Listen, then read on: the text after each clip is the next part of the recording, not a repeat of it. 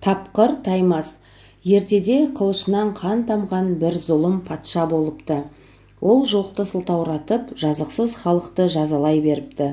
Сол елде адал еңбегімен күн кешкен Таймас деген ақылды жігіт бар екен.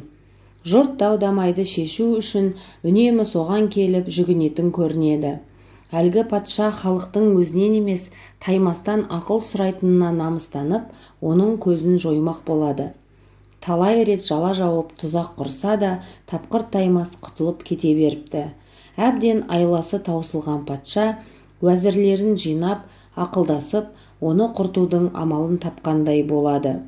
Таймасқа өтірік жала жауып, зынданға тастайды да, патша халыққа былай деп хабарлайды: «Уа халайық, үкімім әділ болу үшін екі қағаздың біреуіне өмір, екіншісіне өлім деп жазамын да Таймасқа ұсынамын.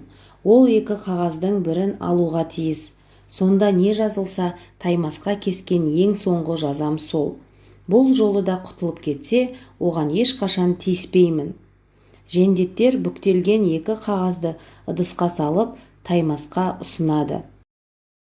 Патшаның арам ойынан сезіктенген Таймас қағаздың біреуін аузына салып, шайнап-шайнап жұтып жібереді. Бұған жиналған жұрт таң болады.